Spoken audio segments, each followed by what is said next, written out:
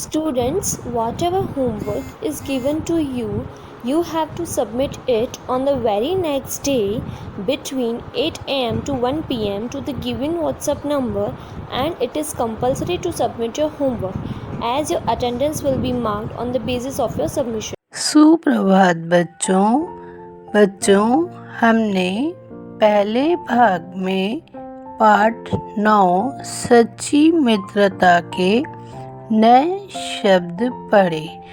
अब हम दूसरे भाग में पाठ को पढ़ेंगे और उसका अर्थ विस्तार से समझेंगे।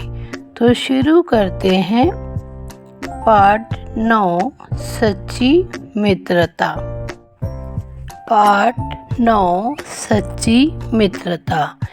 एक सुंदर वन था, उसमें एक नदी बहती थी। नदी के किनारे छोटी छोटी मुलायम घास थी। वहाँ 4 दोस्त रहते थे, हिरण, चूहा, कछुआ और कौआ। वे नदी के किनारे दिन भर खेलते और गपशप करते, फिर रात को अपने अपने घरों में जाकर सो जाते। चारों बहुत खुश रहते थे। चारों की पक्की दोस्ती थी। अर्थ लेखक ने इस पाठ में सच्ची मित्रता के बारे में बताया है। हम इंसान तो अपनी दोस्ती निभाते हैं, पर पशु पक्षी भी किस प्रकार अपनी दोस्ती निभाते हैं इस पाठ में बताया गया है। इस पाठ में 4 दोस्त होते हैं, एक चूहा, कछुआ, कौआ और हिरण। ये चारों बहुत ही पक्के मित्र थे। चारों एक दूसरे के बगैर रह नहीं पाते थे और हमेशा एक दूसरे की मदद करते थे।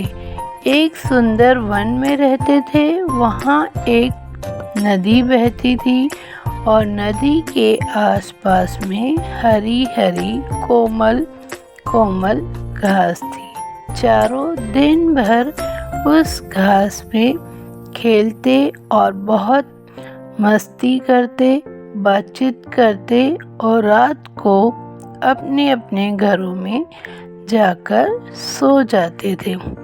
चारों बहुत खुश थे और उनकी मित्रता बहुत ही पक्की थी। वो चारों एक दूसरे के बगैर रह नहीं पाते थे।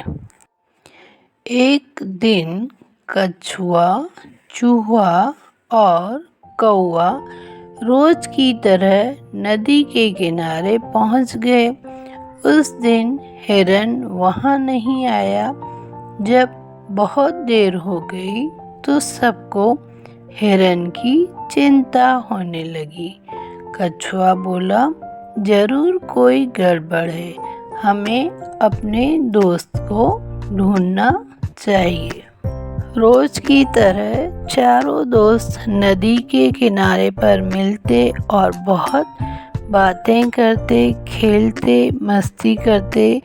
एक दिन कछुआ, चूहा और कौआ नदी के किनारे पहुंच जाते हैं, पर हिरण वहां नहीं पहुंच पाता है। इन लोगों को हिरण की फिक्र होने लगती है। काफ़ी देर तक हिरण का इंतज़ार करते हैं, पर फिर भी हिरण नहीं आता है। तो कछुआ बोलता है, ज़रूर कोई बात है जो हिरण अभी तक नहीं आया है। हमें अपने दोस्त को ढूंढना चाहिए, वो क्यों नहीं आया है। चूहे ने कहा, हाँ बिल्कुल ठीक, तुम सही कह रहे हो। कौआ बोला, तुम दोनों यहीं रुको, मैं पहले उड़कर हिरण का पता लगाता हूँ। फिर कौवा तेजी से जंगल के ऊपर उड़ गया।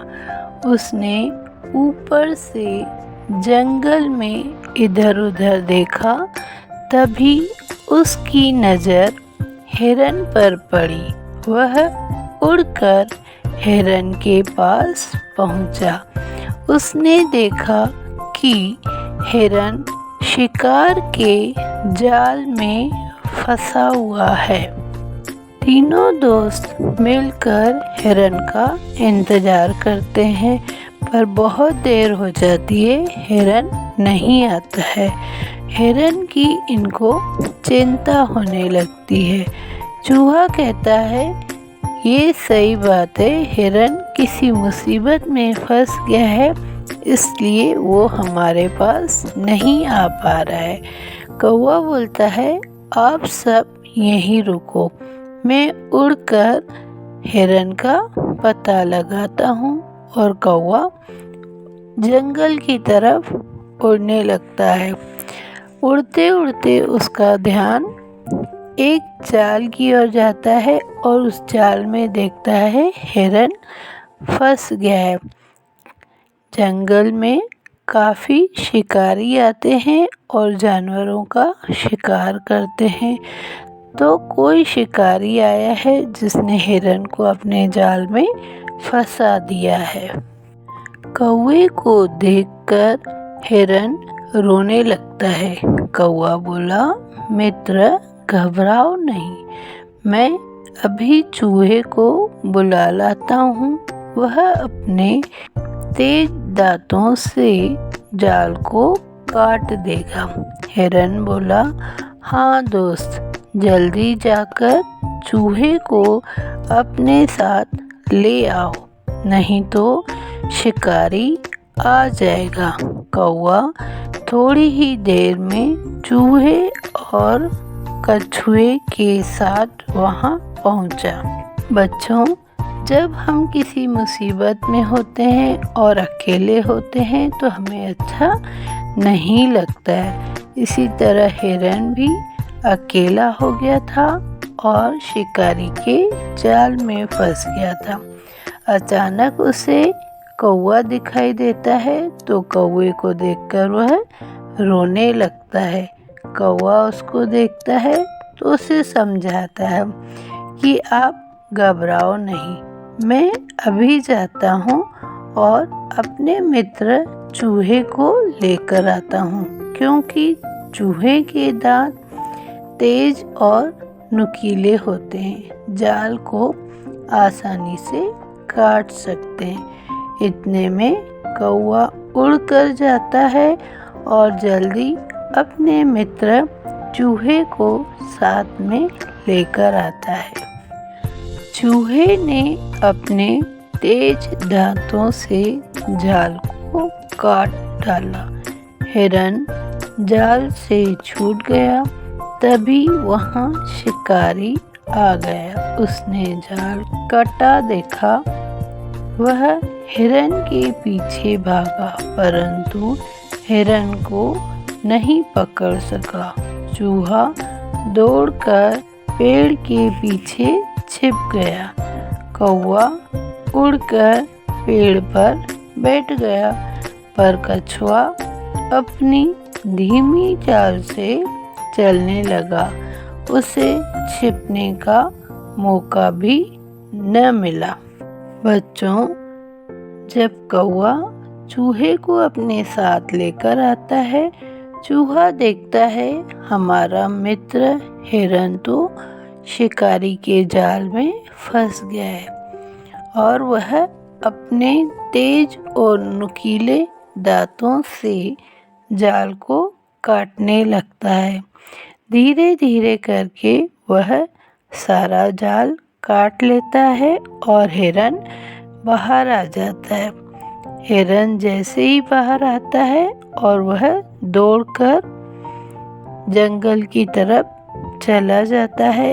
इतने में शिकारी आता है, हिरन को भागते हुए देखता है और काफ़ी देर तक उसका पीछा करता है। पर बच्चों, हिरन तो इतना तेज भागता है कि उसे कोई भी नहीं पकड़ सकता। और चूहा भी जल्दी जल्दी दौड़कर पेड़ के पीछे छिप जाता है। कौवा तो उड़कर पेड़ के ऊपर बैठ जाता है। बाकी बचा कछुआ तो बहुत धीरे धीरे चलता है। कछुआ अपनी धीमी चाल के कारण पकड़ा जाता है। शिकारी कछुए को ही पकड़कर अपने थैले में डाल देता है। शिकारी ने सोचा, आज हिरन तो बच गया, चलो कछुए को ही पकड़ लेता हूँ। उसने कछुए को पकड़कर अपने थैले में डाल लिया। कछुए के पकड़े जाने से तीनों दोस्त बहुत दुखी हुए। वे कछुए को बचाने का उपाय सोचने लगे। तभी हिरन को एक उपाय सूझा। उसने अपना उपाय सबको बताया। बच्चों, हिरन तो बहुत तेज भागता है। हिरन शिकारी के हाथ से भाग गया। कौवा भी किसी पेड़ के ऊपर जाकर बैठ गया। चूहा भी तेज भागकर पेड़ के पीछे छिप गया। बाकी बचा कछुआ तो तेज भाग ही नहीं सकता है, वह तो बहुत धीरे धीरे चलता है।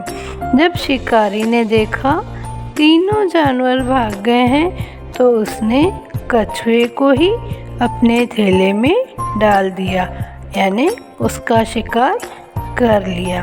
कछुआ बहुत दुखी हो जाता है और उसको देखकर उसके तीनों दोस्त भी बहुत दुखी होते हैं, परेशान हो जाते हैं।